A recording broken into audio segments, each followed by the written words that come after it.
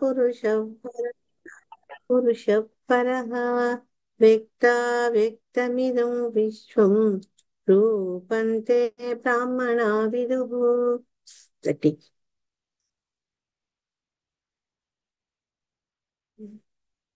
Change అవుతుంది శ్లోకం, scroll చేయి. Thank you. त्वमेकः सर्वभूतानां देहस्वार्थेन्द्रियेश्वरः त्वमेव कालो भगवान् विष्णुरव्यय ईश्वरः त्वं महान् प्रकृतिः सूक्ष्मा रजसस्तमोमय सत्त्वतमोमय तमोमय तमोमयि त्वमेव पुरुषोऽध्यक्षः सर्वक्षेत्रविकारवित्. श्लोक 32. गृह्यमाणे स्वमग्राह्यो विकारैः प्रकृतैर्गुणैः कोन्विहार्हति विज्ञातुं प्राक्सिक्तं गुणसंवृतः. హరే కృష్ణ. దీంట్లో ఏం చెప్పారంటే, దేహంలో చిక్కుకున్న మేము నిన్ను గమనించడం, నీ గురించి తెలుసుకోవడం చాలా కష్టము. ఎందుకంటే ఈ భౌతిక బంధనాలు చిక్కుకున్నవాడు ఈ భౌతిక ఇంద్రియాలతోటి మనం అన్నిటి గురించి తెలుసుకోలేము. కేవలం ఎవరైతే భక్తితో ముందుకు పురోగిస్తారో అటువంటి వాళ్ళు వాళ్ళ యొక్క భక్తి ద్వారా భగవంతుడి కరుణ ద్వారా భగవంతుడిని తెలుసుకుంటారు. అంటే భగవంతుడు స్వయంగా వాళ్లకు ప్రకటితం అవుతాడు. కానీ మనలాంటి వాళ్ళు మనం భగవంతుని గురించి తెలుసుకోవడం చాలా కష్టము అని చెప్తున్నారు. దానికి ఒకటే ఉపాయం ఏంటంటే, ఇక్కడ మన ఆచార్య చెప్పింది, శ్రీ రూప గోస్వామి గారు చెప్పింది, సేవన్ముఖే జిహ్వాదౌ స్వయమేవ స్ఫురత్యత. అంటే భక్తియుక్త సేవలో నిలకొన్నప్పుడు భగవంతుడికి సేవ చేస్తూ మన జిహ్వను ఆయన యొక్క కీర్తనకు ఉపయోగిస్తూ ఆయన యొక్క ప్రసాదాన్ని స్వీకరిస్తూ ఎప్పుడు భగవంతుని తలుచుకుంటూ ఉంటే అప్పుడు ఆయనకు అటువంటి వాళ్ళకు ఆయనే ప్రకటితం అవుతారు. నెక్స్ట్ శ్లోకంలో ఏమంటున్నారు ఈ నెలకు వేరు చూద్దాం. తస్మై తుభ్యం భగవతే వాసుదేవాయ వేధసే ఆత్మజ్యోత గుణైశ్చన్న మహిమ్నే బ్రహ్మణే నమః. ఎస్ మాతాజీ, స్వరం చదవండి.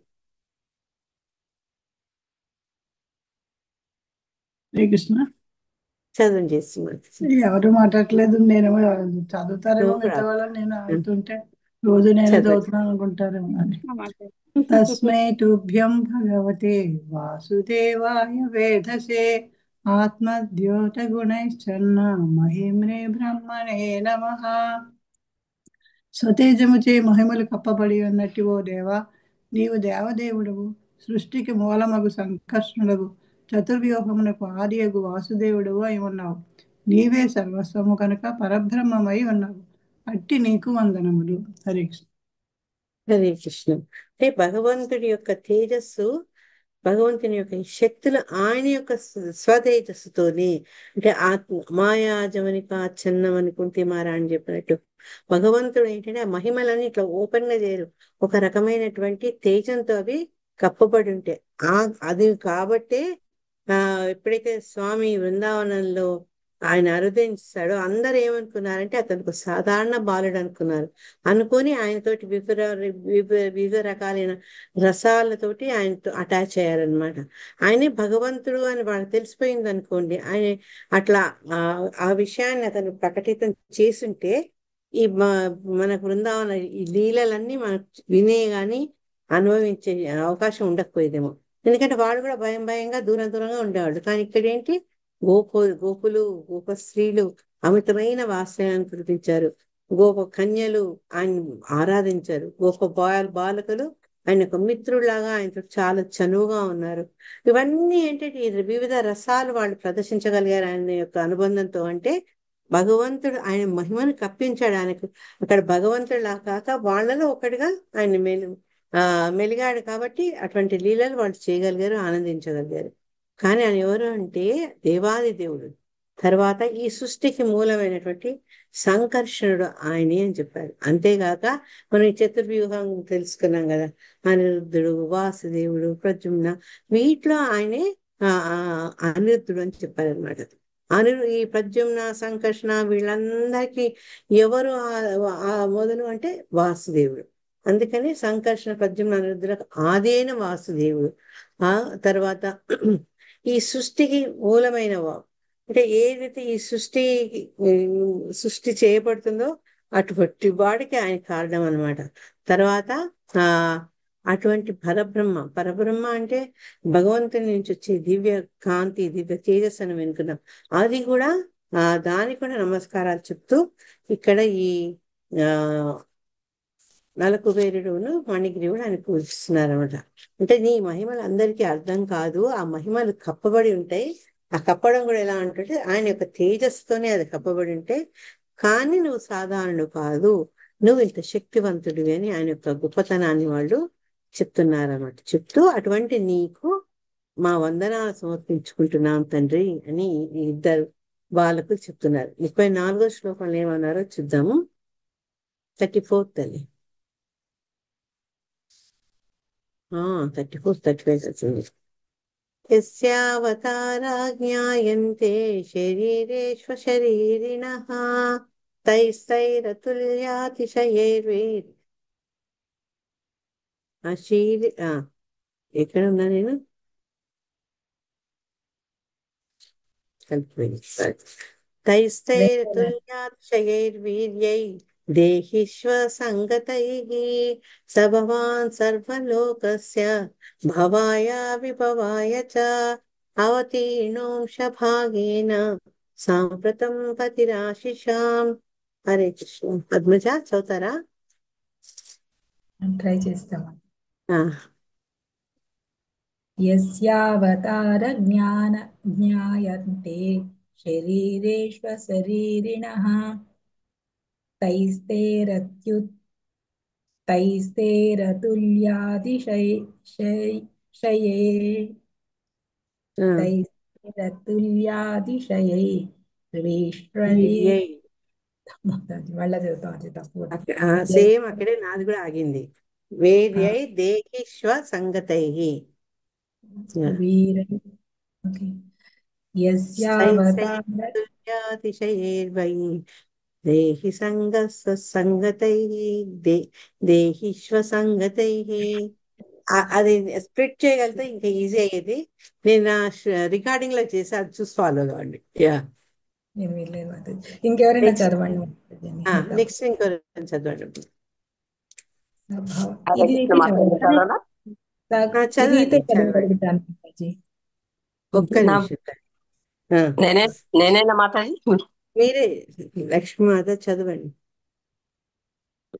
35th శ్లోక కదా మాతాజీ? స భవాన్ సర్వలోకస్య భవాయ విభవాయ చ అవతీర్ధోంశ భాగేన సాంప్రతం పతిరాశిషాం. హరే కృష్ణ. హరే కృష్ణ మాతాజీ. మళ్ళీ ఒకసారి ఇది శ్లోకం చదవరా మాతాజీ? చదవట్లేదు అసలు. 35 36 సారీ 34 కొంచెం 34ది 1 second. Just let me 1 second. ఎందుకంటే అది నాకు ఈజీ ఒకసారి ఈ ఇంగ్లీష్ లో చూడడం అలవాటే, నాకు అది కొంచెం నాకు కష్టమైంది. 1 సెకండ్ ఇప్పుడే చెప్తా. మనం చెప్పినప్పుడు అదే అందుకే అది రెండు కలుస్తున్నాయి కదా, రెండు కాదు 3-4 వర్డ్స్ కలుస్తున్నాయి. అది అందుకని just 1 second I tell you.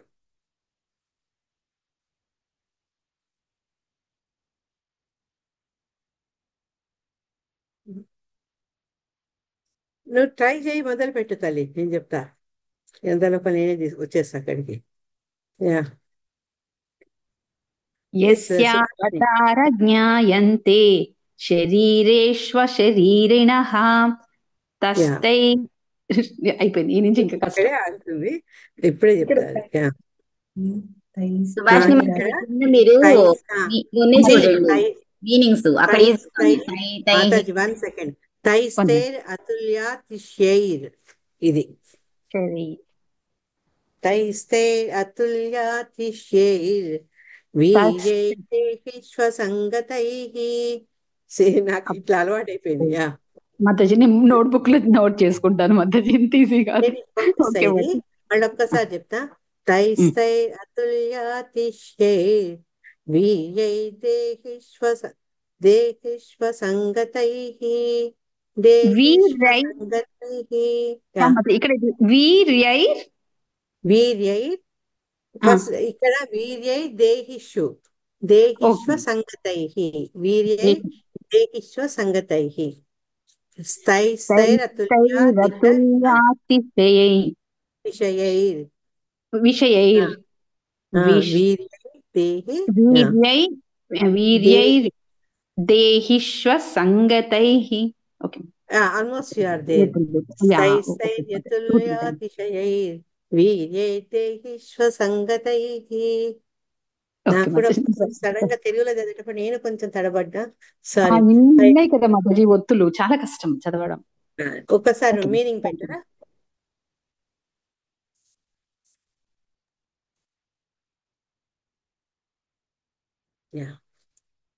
Meaning అయితే చదువుతాం. చదవండి పద్మజ, చదువమ్మా. ఓకే మాతాజీ. సాధారణమగు మత్స్య కూర్మ వరాహాది రూపములలో అవతరించి అట్టి ప్రాణులకు అసంభవమైనట్టి అసాధారణములు అసమానములు అపరిమిత శక్తి యుతములునగు దివ్య కర్మలను నీవి ప్రదర్శించితివి కనుక ఆ రూపములు భౌతిక తత్వములతో తయారైనవి కాక సాక్షాత్తుగా నీ అవతారములే అయ్యున్నవి. అట్టి దేవదేవుడగు నీవిప్పుడు ఈ భౌతిక జగత్తునందలి జీవుల లాభము కొరకు పూర్ణ శక్తితో అవతరించితి. హరే కృష్ణ. Thank you. హరే కృష్ణ. ఇంత చక్కటి శ్లోకం. అంటే మనకు తెలుసు భగవంతుడు జంతువుల్లో పుట్టాడు, తర్వాత మనుషుల్లో, దేవతల్లో, ఇట్లా రకరకాలుగా ఆయన అవతారాలు తీసుకున్నారు. ముఖ్యంగా ఎప్పుడైతే మత్స్య కూర్మ వరాహ మొదలైన రూపాల్లో ఆయన అవతరించినప్పటికీ కూడా ఆయన ప్రత్యేకత ఆయన చాటుకున్నారు. సామాన్యంగా ఒక మత్స్యం గాని, ఒక కూర్మం గాని, ఒక వరాహం చేయలేనటువంటి దివ్యమైనటువంటి కర్మలు. అందుకే 4th చాప్టర్ భగవద్గీత తెలియమన్నారు, జన్మ కర్మచమే దివ్యం. ఆ దివ్య కర్మలు ఎంతో శక్తివంతమైనవి. లేకుంటే సాధారణమైన ఒక వరాహం పాతాళంలోకి వెళ్ళి ఒక భూమిని లేపగలదా? లేదు. కేవలం ఆ శక్తి అది ఒక భగవంతుడికే ఉంది. ఈ రకంగా ఆయన ప్రదర్శించారు. కాబట్టి అవన్నీ ఏంటంటే చూసేందుకు భౌతికం అనుకున్నప్పటికీ అవి భగవంతుని యొక్క దివ్య శక్తిని కలిగి ఉన్న అవతారాలు అని చెప్పారు. కానీ ఇప్పుడు మేము చూస్తుంది ఏంటి అంటే, నువ్వు అవతారం కాదు, నువ్వు అవతారివి, దేవదేవుడి, నువ్వు స్వయంగా కృష్ణస్తు భగవాన్ స్వయం. అటువంటి భగవంతుడు మనందరి కోసం పూర్ణ శక్తితో, మిగతా వాళ్ళందరికీ ఎక్కడో పాక్షికంగా శక్తులు ఉన్నాయి, కానీ ఈయనకు సంపూర్ణ శక్తితోటి కృష్ణ భగవానుడు అవతరించారు అన్న విషయాన్ని మళ్ళా ఈ శ్లోకం ద్వారా వాడు నిర్ధారిస్తున్నారు. హరే కృష్ణ. మిగతా ఏమంటున్నారో రేపు తెలుసుకుందాం. హరే కృష్ణ. Thank you. ఎక్కువ శ్లోకాలు ఒక 3-4 క్లాసెస్ లో అయిపోతాయి, కానీ చక్కటి అర్థం ఉందన్నమాట దాంట్లో. హరే కృష్ణ. ఇక్కడ చేసేసాం. లాస్ట్ ఒక 2-3 శ్లోకాలు మిగిలిపోయాయి. తర్వాత మనం ఈ రోజే పోతన గారి భాగవతాన్ని కూడా చేద్దాం. చిన్న చాప్టర్, 26 శ్లోకాలే ఉన్నాయి. దాంట్లో మొట్టమొదట మనం చూసుకుంది ఏంటంటే, వేన శరీరం నుంచి బాహువుల నుంచి మర్తిస్తే ఒక జంట, స్త్రీ పురుషుల జంట ఉద్భవించడము. ఈ మహా గొప్ప పండితులు, ఋషులు వాళ్ళని చూసి ఆనందించారు. వాళ్ళు సాధారణ పురుషులు కాదు, సాధారణ స్త్రీ కాదు, భగవంతుని యొక్క శక్త్యావేశ అవతారాలుగా వాటి తెలుసుకొని హర్షాన్ని వ్యక్తపరుస్తారు. తర్వాత బ్రహ్మాది దేవతలు వచ్చినప్పుడు వాళ్ళ ఈ సాముద్రిక లక్షణాలు బట్టి కూడా అది నిర్ధారించబడుతుంది అనమాట. తర్వాత అందరూ వాళ్ళను చాలా అంటే రకరకాలుగా కీర్తిస్తారు, అత్యంత అలరిస్తారు, ఆకాశం నుంచి పూర వర్షాలు కురిపిస్తారు.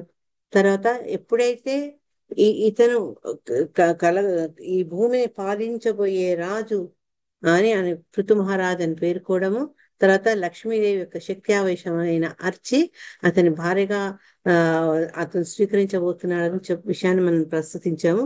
ఎప్పుడైతే ఆయనకు పట్టాభిషేకం తలపెడతారో అప్పుడు వివిధ వ్యక్తులు వచ్చి కానుకలు ఇచ్చారు. ఇప్పుడు ఏంటంటే నా పేర్లు చెప్తా, ఆ కానుకలు మీరు చెప్పాలి. మనకి ఎంత మటు గుర్తుందో 14 నుంచి 20 నిన్న చదువుకున్నాం మనం. మొట్టమొదట కుబేరుడు ఏమిచ్చాడు? ఎవరికైనా గుర్తుందా? ఇప్పుడు ఇది మొత్తం మీ పార్టిసిపేషన్ కావాలి నాకు. సింహాసనం సింహాసనం ఇచ్చారు మాతాజీ. సింహాసనం బంగారు Yes. సింహాసనం బంగారు సింహాసనం, అది కూడా. వరుణుడు అంబ్రెలా మాతాజీ వాటర్ పడుతుండేలా వాటర్ Yes, మనల్ని మనం కనెక్ట్ అవ్వాలి. అది కూడా ఎట్లా ఉందట అంటే సన్న తుంపర్లతోటి, అంటే మంచి కూలింగ్ ఎఫెక్ట్ ఉందన్నమాట అది.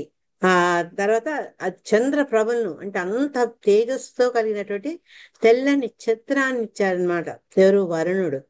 వాయువు ఏమి ఇచ్చాడు? చామరలు ఇచ్చారు మాతాజీ. పర్ఫెక్ట్. మనకు చామర రోజు కూడా మన సేవలో వాడతాం కదా, గాలి దాని నుంచి వాయువు వస్తుంది. అట్లే వాయుదేవుడు నిన్న కూడా మనం మొన్న కూడా చదువుకున్నాం, వాళ్ళ శక్తి అనుసారం. ఇప్పుడు ఆ శక్తి మన దగ్గర ఏది ఉందో మనతో స్తోమత బట్టి మనం అదే ఇస్తాం, మనకేది వీలవుతుందో అదే ఇస్తాం. ఇక్కడ కూడా ఆయా దేవతలు వాళ్ళకి ఏవైతే ఉన్నాయో వాటిని ఇస్తారనమాట. ధర్మం ఏమిస్తాడు? ధర్మదేవత పూలమాల ఇస్తారు. పర్ఫెక్ట్. ఆ పూలమాల ఏంటి అంటే పృథు మహారాజు యొక్క కీర్తి ఇంకా ఇంకా దినదిన ప్రవృద్ధమానమయ్యేటటువంటి ఒక చక్కటి మాలను ఇస్తారనమాట ఆయన. మీరు మాలలకు ఇస్తారు కాబట్టి మీకు అది బాగా గుర్తుండిపోయింది. ఇంద్రుడు ఏమిస్తాడు? కిరీటము. యా, ఒక అద్భుతమైనటువంటి కిరీటాన్ని ఇస్తాడు. ఆ తర్వాత యముడు దండం పనిష్ చేయటానికి Perfect. అది ఇస్తారు. కరెక్ట్. ఆ పాలనలో పని చేయడం కూడా అవసరం కాబట్టి, డిసిప్లిన్ చేయడం అవసరం కాబట్టి ఆ దండాన్ని ఇస్తాడు యముడు. బ్రహ్మ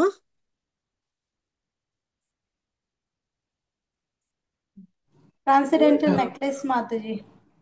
అమ్మా ట్రాన్సిడెంటల్ నెక్లెస్ నాకు అలా గుర్తుంది. కాదు, అది కవచం సరస్వతి. కవచం బ్రహ్మ ఇచ్చేది కవచం. ఓకే ఓకే కవచము వైఫ్ గేవ్ స్పిరిచువల్ నాలెడ్జ్ తో కూడుకున్నటువంటి కవచాన్ని ఇస్తారనమాట ఆయన. Protective armour. సరస్వతి ఏమో మాతాజీ, కమలముఖి మాతాజీ చెప్పేది. మాతాజీకి నెక్లెస్ మీద ఉన్నట్టుంది, అందుకే నెక్లెస్ మీద తక్కువ అని చెప్పేసేసింది. నెక్స్ట్ హరి. హరి ఏమిచ్చారు భగవంతుడు? హరి సుదర్శన్ చక్ర. సుదర్శన్. మరి ఈ సుదర్శన్ గురించి శిలా ప్రభుపాదులు వారు ఏమన్నారు? పార్షల్ చెప్పండి మాతాజీ. స్వర్ణ మాతాజీ మీరు చెప్పండి. స్వర్ణమాత చెప్పండి అమ్మా.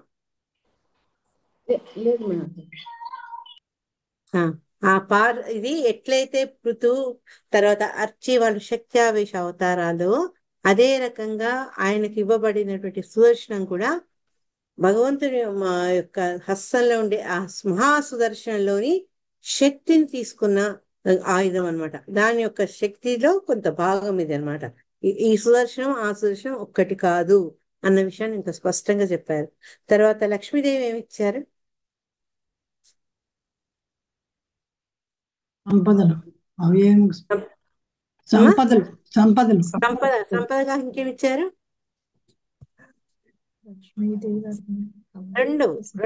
రెండుతో కూడుకుంది. 1 సెకండ్. ఇంపరిషబుల్ ఆప్యులెన్స్ అని రాసి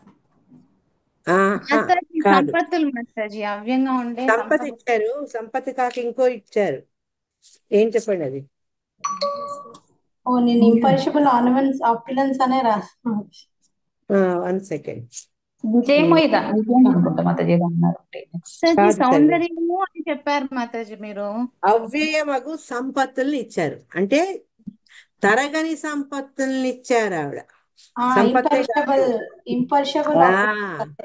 తరగని సంపత్తుల్ని ఇచ్చారు ఆవిడ. సంపత్తు ముఖ్యంగా లక్ష్మీదేవి చంచలం, ఈ రోజు ఉంటుంది రేపు అవుతుంది, గ్యారంటీ లేదు. కానీ ఆయనకి ఎప్పుడూ తరగని సంపత్తును ఇచ్చారు. ఆ పదం కోసం చూస్తాను నేను. పాప తను అంటుంది ఇంపరిషబుల్ అని, కానీ నాకు తెలుగు పదం కోసం ఆగాల్సి వచ్చింది. శివుడు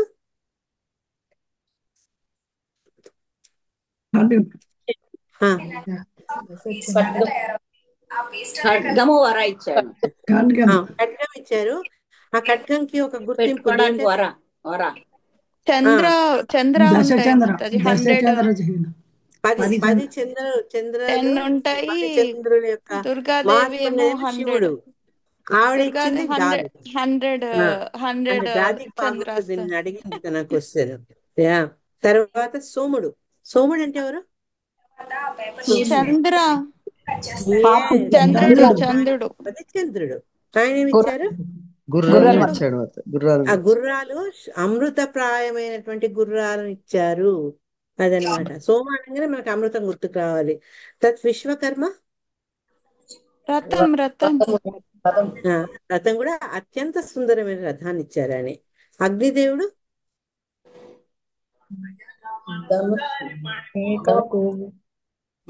ధనస్సు. ధనస్సు ఆ ధనస్సును ఏంటంటే మేకలు గోవుల యొక్క ఆ కొమ్ములతో తయారు చేయబడినటువంటి ధనస్సును ఇచ్చారు.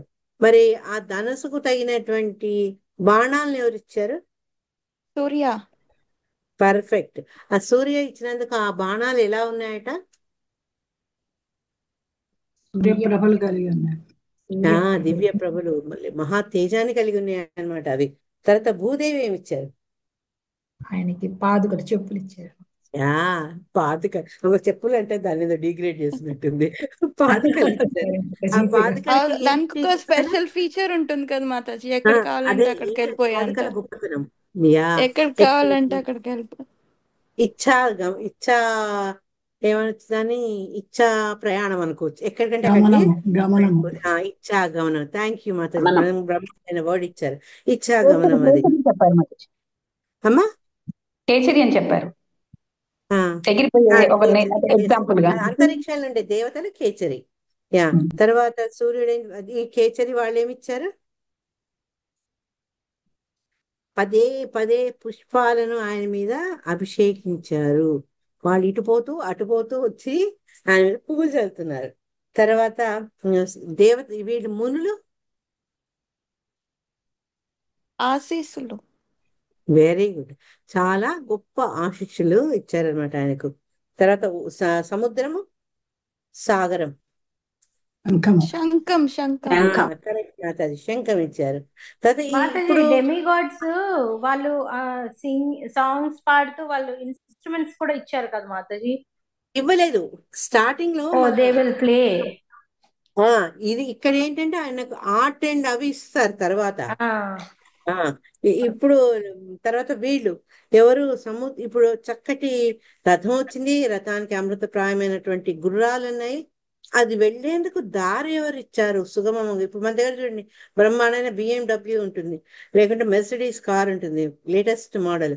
కానీ మా ఇంటి నుంచి బయటికి పోదాం అంటే రోడ్డే ఉండదు, అంత తవ్వి ఉంటుంది. ఏం లాభం? నేను కార్ని వాడలేను. అదే రకంగా ఇక్కడ ఆ పృథు మహారాజు వాడుకునే ఆ రథాన్ని ఆయన గమనానికి ఉపయోగించుకునేటట్టుగా దారిచ్చారు. ఎవరెవరు దారిచ్చారంటే సముద్రాలు, పర్వతాలు, నదులు 3 ఓషన్స్, రివర్స్ అండ్ మౌంటైన్స్. ఈ 3 కూడా ఆయన గమనానికి దారి ఇచ్చారనమాట. అంటే ఎక్కడ ఆయనకు అవరోధం అంటూ లేకుండా ఏర్పాట్లు జరిగినాయి. తర్వాత ఈ రాజ కవులు అంటే కవులు గాయకులు కలిసి అనమాట. వాళ్ళు గాయకులు, వాళ్ళు ఏంటి అంటే ఆయనకి ఏమి ఇచ్చారంటే వాళ్ళ వల్ల చేయగలిగే పని ఏంటంటే రాజును కీర్తిస్తూ పాడడం అన్నమాట. ఈ రకంగా పాడుతూ ఉంటారు. వీళ్ళంతా చేరుతారు ఒక చోట. చేరినప్పుడు ఎప్పుడైతే పృథు మహారాజు వాళ్ళని చూస్తారో, ఈ వందమాగదులు వాళ్ళు పాడుతూ ఉంటే ఆయనకి చాలా అంటే గొప్పగా గొప్ప గుణగణాలని పొగుడుతూ వాళ్ళు పాడినప్పుడు ఆయన ఒక చిరునవ్వుతూ ఒక మేఘంలాగా, అంటే ఆ కంఠం అంత గంభీరంగా ఉంది, దాన్ని ఉపయోగించి వాళ్ళని ఉద్దేశించి పలుకుతారు. ఆయన ఏమని చెప్పారు నిన్న మనం డిస్కస్ చేసాం చాలా తర్వాత. ఎందుకు వాళ్ళని కాదు అని చెప్తారు మధ్య, అంటే ఆ స్థితికి నేను చేరుకోలేదు అని అంటారు. పర్ఫెక్ట్.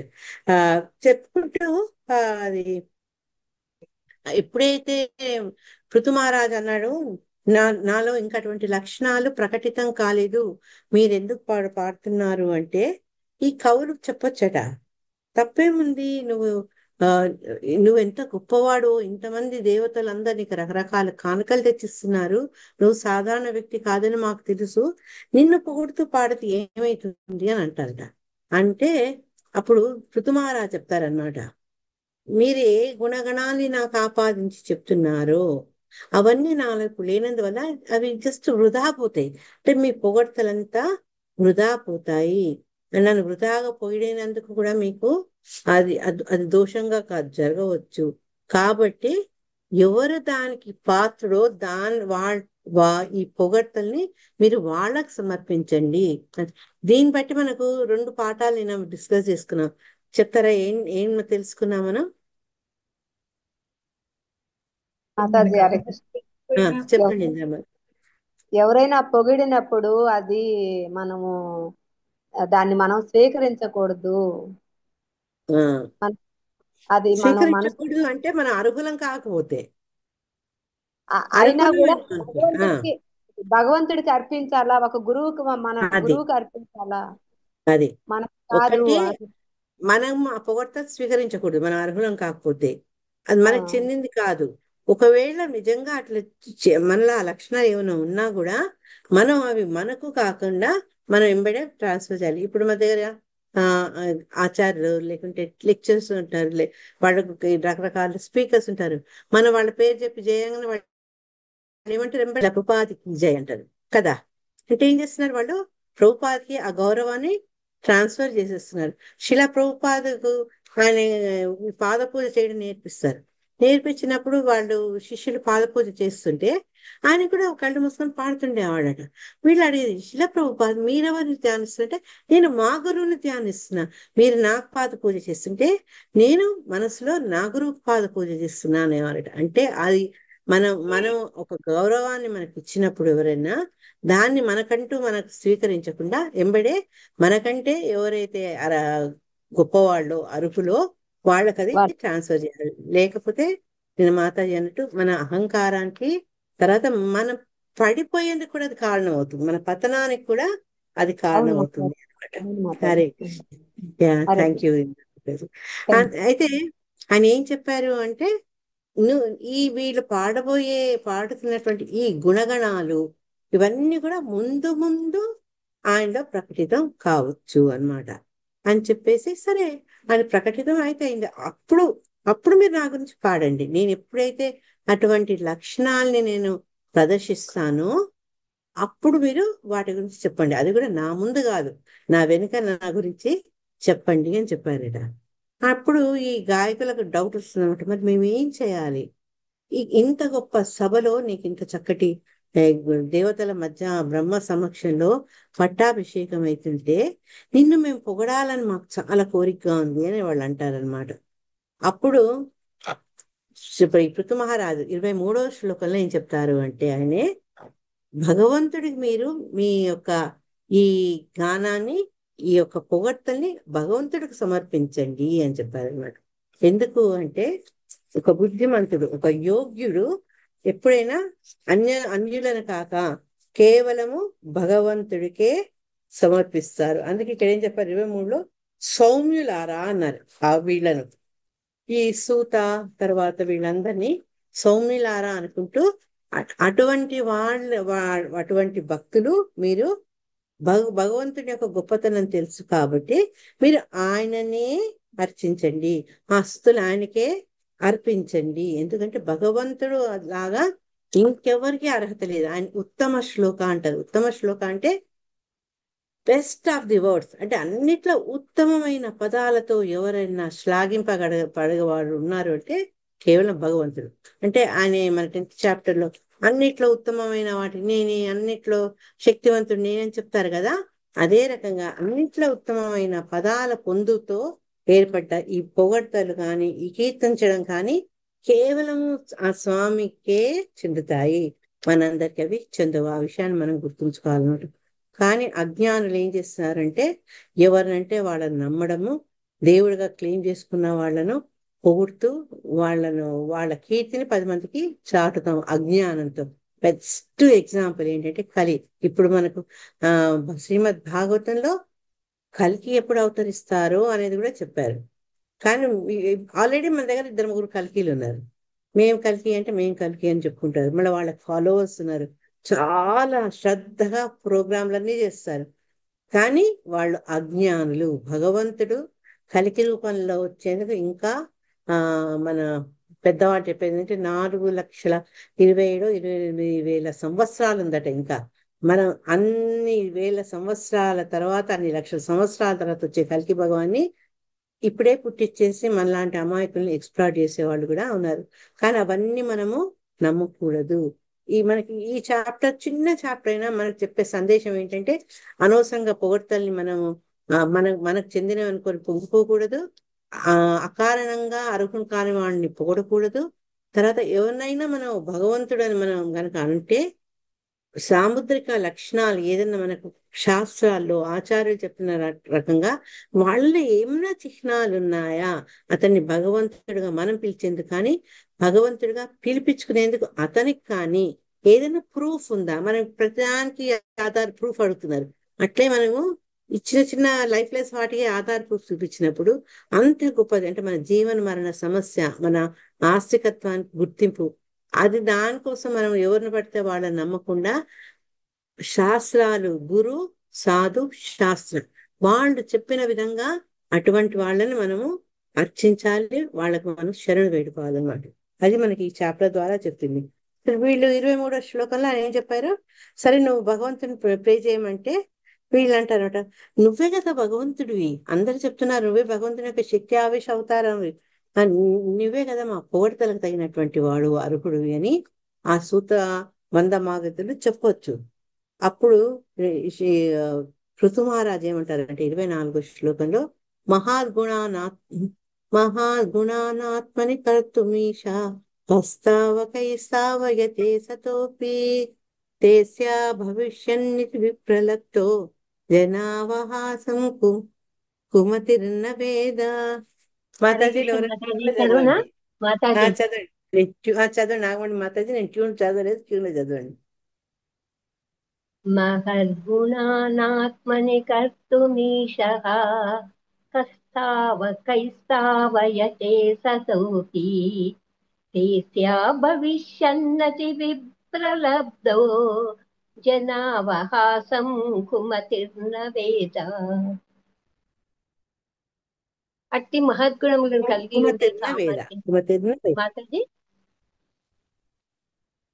అట్టి మహద్గుణములను కలిగి ఉండే సామర్థ్యము కలిగిన బుద్ధిమంతుడు అవి నిజముగా తన యందు లేనిచో అనుయాయులు తనను స్తుతించుటను ఎట్లు అనుమతించును? విద్యావంతుడవై ఉన్నచో గొప్ప పండితుడవయ్యడి వాడవు లేదా మహాపురుషుడవయ్యడి వాడవని ఎవడైనా ప్రశంసించుట మోసంగాక మరేమిటి? అటువంటి ప్రశంసను అంగీకరించు మూర్ఖుడు అది కేవలము తనకు అవమానకరమే అని ఎరగజాలడు. హరే కృష్ణ. హరే కృష్ణ మాతాజీ, థ్యాంక్ యూ. ముందు శ్లోకంలో ఏమో ఎవరైనా సరే ఇట్లా వాళ్ళలో ఆ క్వాలిఫికేషన్స్ లేకున్నా తనను ఫాలోవర్స్ కానీ భక్తులు కానీ తమను పొగుడుతూ చేసే యశోగానాన్ని అంగీకరించదని కుదుమారా చెప్తూ, అట్లా ఎవరైతే అంగీకరిస్తే వాడు కేవలము మూర్ఖుడు అని చెప్తున్నారు. ఎందుకంటే తనలో లేని లక్షణాలు ముందు ముందు కలగబోతాయి అనుకొని ఆ లక్షణాల గురించి ఎవరైనా పొగిడితే స్తుతిస్తే బుద్ధిమంతుడు అనేవాడు దాన్ని అంగీకరించడు అని చెప్తున్నారు అనమాట. అది ఎప్పుడో నువ్వు ఫ్యూచర్ అవుతావు అని ఎవరైనా పొగిడితే అది ఒక రకంగా చీటింగే అవుతుంది. అవ్వచ్చు, కాకపోవచ్చు. అంటే అది పృథు విషయంలో కాదు, మిగతా జనరల్ అనమాట. మనలో ఏదో చిన్నప్పుడు ఏదో 4 పాటలు స్కూల్లో పాడామనుకోండి, ఓ నువ్వు లతా మంగేష్కర్ లాగా అయిపోతావు, శ్రీ సుశీలా పాడతావు అని ఆ టైంలో అంటే అదేంటంటే మనకు కొంచెం ఓవర్ డోస్ అయిపోతుంది అనమాట. చెప్పలేము ముందు ముందు ఎట్లా మారుతాము. అది ఆ ప్రశంసను మనం గనక సీరియస్ గా తీసుకొని మనం పొంగిపోయి దాన్నే నిజం అనుకున్నాం అనుకోండి, అది మూర్ఖత్వం అవుతుంది. అంతేగాక ఆ రకంగా వాళ్ళతో చెప్పించుకోవడం మనకు ఒక అవమానంగా కూడా భావించాల్సిందని పృథు మహారాజు చెప్పారనమాట. అంటే ఎవరైతే బుద్ధిమంతులో వాళ్ళకి ఇటువంటి పొగడ్తలు కూడా అవమానకరంగా భావిస్తారు అన్న విషయాన్ని మనకు 24వ శ్లోకం ద్వారా చెప్పారనమాట. ఇక్కడ భాషలు ఏం చెప్పారంటే, పృథు మహారాజు దేవదేవుని యొక్క శక్తి ఆవేశ అవతారం. అది మన అందరికీ తెలిసింది. మనకు తెలిసింది ఎలా తెలిసింది? బ్రహ్మాది దేవతలు వాళ్ళందరూ కూడా ఆయన యొక్క రాకను ఆమోదించారు, హర్షించారు, వివిధ రకాల కానుకలు ఇచ్చుకున్నారు. ఇవన్నిటితో మనకు ప్రూఫ్ దొరికింది సాధారణుడు కాడు అని. అయినప్పటికీ కూడా ఏంటంటే అప్పుడే ఆయన ఉద్భవించారు, అప్పుడే ఆయనకు పట్టాభిషేకం అవుతుంది. ఇంకా తను వచ్చిన ఆ ఏ ఉద్దేశంతో అయితే ఆయన ఉద్భవించారో ఇంకా ఆ లక్షణాలన్నీ ఆయన ప్రదర్శించడం ఇంకా మొదలు కాలేదు. టకటక రావడము, తర్వాత ఆయన అందరు కానుకలు ఇవ్వడము, పట్టాభిషేకం చేయడము, గిఫ్ట్లు ఇవ్వడము, ఇవన్నీ సెలబ్రేషన్స్ జరుగుతున్నాయి. ఇంకా తన వచ్చిన అవతార విశేషాన్ని ఆయన చూపించలేదు. అందుకని ఏంటంటే ఈ వందమాగదులు చేసే కీర్తనని ఆయన అంగీకరించలేదు. దీన్ని ఏం చెప్తున్నారంటే శిలా ప్రభుపాద గారు, కపట అవతారాలు ఆయన యొక్క నడవడిక నుంచి గుణపాఠం తెలుసుకోవాలంటుంది. ఎంతో మంది ఈ మన స్పిరిచువల్ గురువులు సోకాళ్ళు వాళ్ళందరూ ఏంటంటే వాళ్ళు దేవుడని వాళ్ళు తలుస్తారు, అట్లే వాళ్ళ అనుచరులు చేసే ప్రచారం ద్వారా కూడా వీళ్ళు ఆనందిస్తారు. కానీ అది తప్పు అన్న విషయాన్ని వాళ్ళు ఖండించరు. నేను ఎవరి గురించి అంటున్నా మీకు తెలుసు. కాబట్టి ఏంటంటే ఈ రకమైనటువంటి మిథ్యాస్థుతులను, అంటే అది నిజం కాదు, ఆ స్థుతిని అంగీకరించకూడదు. ఎవరు అంగీకరించద్దు అంటే దానవ స్వభావులు, ఎవరైతే దైవీ గుణ రహితులైన, అంటే వాళ్ళకి ఆ దైవీ గుణాలు ఏమీ లేవన్నమాట, అటువంటి వాళ్ళు దానవ స్వభావులు, వాళ్ళ అన్యాయాలు చేసే పొగడ్తల్ని అంగీకరింపరాదు. హిరణ్య కశ్పాయ నమః అంతే, అక్కడ ఆయన విగ్రహాన్ని పెట్టి విష్ణువు యొక్క ఆరాధన ఆపేసి, నేను చెప్పా కదా సద్దాం హుస్సేన్ పాలనలో ఎక్కడ చూసినా ఆయన పెద్ద పెద్ద విగ్రహాలు ఉండేది. అట్లే మనం ఇండియాలో కూడా కొన్ని ప్రదేశాల్లో చూస్తుంటాం. ఇట్లా వాళ్ళ అంటే భగవంతుడికి ఇవ్వాల్సినటువంటి సముచిత స్థానాన్ని ఆయనకి ఇవ్వకుండా వీళ్ళకు ఇప్పించుకోవడము, దాన్ని ఆనందించడం అది చేయకూడదు అనే విషయాన్ని శిలా ప్రభుపాద గారు కళ్ళ నొక్కి చెప్పారు. 25, 26 చాలా చిన్న శ్లోకాలు. ప్రభువో హ్యాత్మన స్తోత్రం జుగుప్సంత్యపి విశ్రుతాః శ్రీమంత పరమోదారాః పౌరుషం వా విగర్హితం. హరే కృష్ణ. 25 శ్లోకాలను చదవండమ్మా.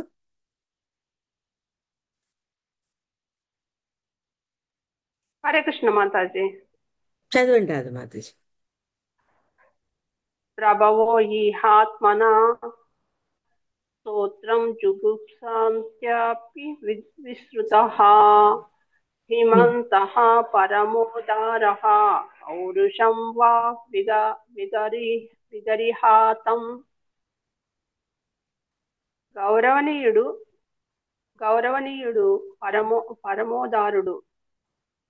పరమోదారుడైన వ్యక్తి తన ఏయమగు కార్యములను గూర్చి వినగోరని రీతి సుప్రసిద్ధుడును మరియు పౌరుషవంతుడును అగు వ్యక్తి తన ప్రశంసను వినగోరడు. హరే కృష్ణ. ఇక్కడ కొంచెం ట్రాన్స్లేషన్ లో ఇంగ్లీష్ లో తెలుగులో డిఫరెన్స్ వచ్చింది.